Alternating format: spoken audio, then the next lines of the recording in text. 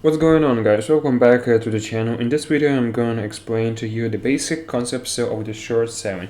I'm going to talk about some of the pros and the cons of the short selling, and how you can actually go about doing this, and also some of the real dangers of short selling. And we are going to get a little bit into the something called naked short selling, which is pretty interesting. So in just a second I'm actually going to hop onto my computer because I make a virtual presentations, so it should be a lot easier to understand the actual concept of the short selling. I think it will help a lot to actually see it visually instead of me just talking about it here. So let's go to that right now.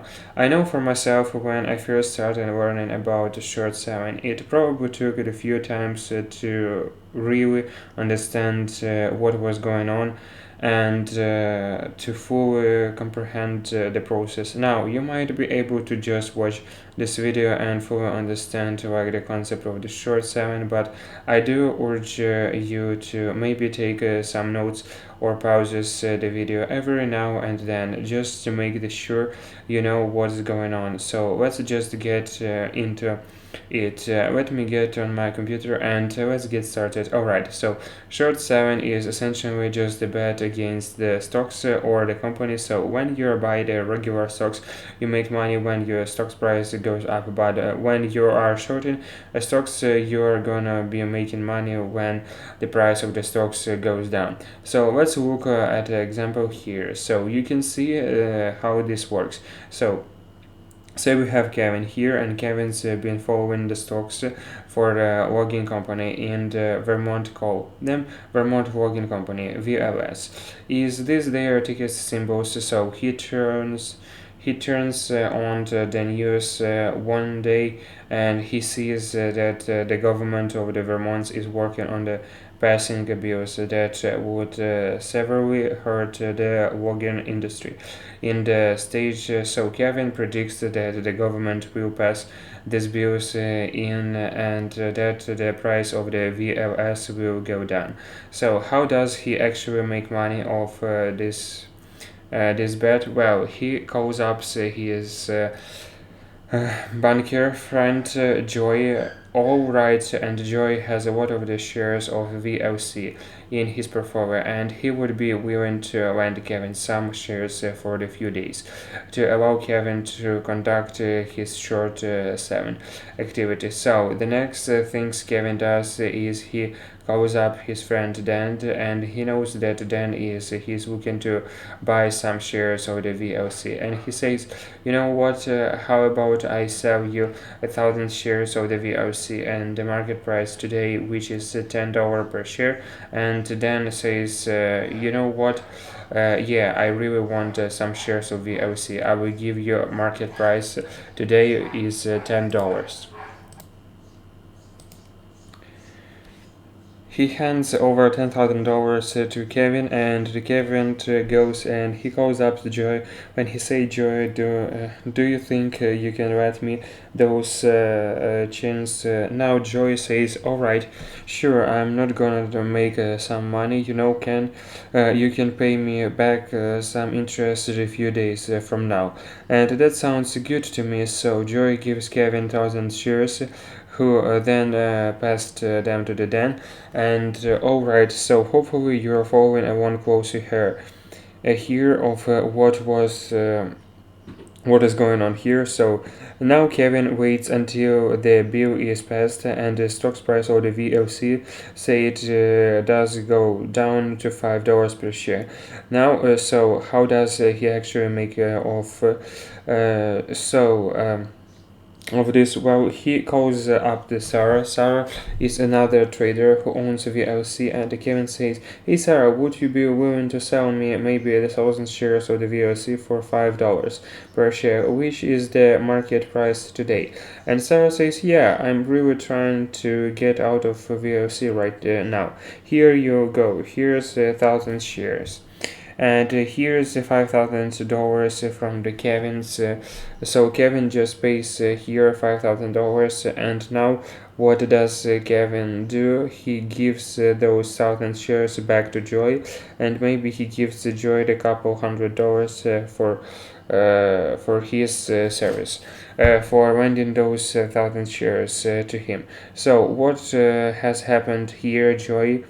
Pretty happy because maybe he might have lost some money on his shares, but everybody here has fair transactions of what they did. So they got what they bargained for. So maybe most of these people here lost money, but overall they did have fair transactions, and that's what's really important here. So he got his shares back plus some interest. Sarah as well, she sold her shares and make price, which is fair transactions. And then here, he bought shares at the market price, so that's fair transactions as well. But Kevin here is the happiest out of everyone because he just made a $5,000 profit out of his deal. And I probably change this to something maybe more like $4,800 or something like that, depending on how much interest he had to pay Joy. But overall, Kevin made a lot of money, and hopefully you can see how that happened. So he basically borrowed shares and sold them. So he sold shares that he didn't even own, and then he bought the shares back and gave the shares back to the person that he borrowed the shares from now. On the other hand, short sellers can also lose money. So they say that the stock's price VLC goes up to $15 instead of going down to $5 per share. Suddenly Kevin has to come up with the $5,000 to copper in, and ends up wasn't really big. So one variation of short selling is actually called naked short selling, and I'm just gonna deep into this just a little bit, and it's actually banned in some countries, and I will tell you why. Alright, so let's say that Kevin asked Joy to lend him some shares, and Joy says, no, I'm really not looking to lend you some shares, but Kevin still wants to make some money. So what does he do? He calls up Dan, and he says, Dan, I will sell you 1,000 shares of VLC for $10 per share, and I will get them to you within 3 days. So Dan says, you know what, I'm not in too much of the rush. That sounds fine to me. That sounds fine by me, as long as you get them to me in a few days. I am happy with that. I really don't mind. That sounds good. And so for the next 3 days, Kevin will basically pray that the stock's price of VLC will go down, so that he can actually buy these 1,000 shares and give them to Dan. Now, if VLC goes up to say 15, Kevin starts to buy these shares back, and if the LC goes down to say 5 per shares, everything great, and Kevin makes the $5,000. But the reasons why this variation is called naked short selling is because nobody is covering Kevin's bet. Alright, so say the stock's price goes down for $5 per share, but no one is willing to sell Kevin 1,000 shares, and suddenly he is in some serious trouble because he just promised them 1,000 shares within these 3 days, and that's the issue with the naked short selling. That's why some countries have banned it, and as you can see, you can certainly make a lot of money by the short selling it, but you can also lose a ton of money by the short selling, because theoretically your potential losses could be infinite.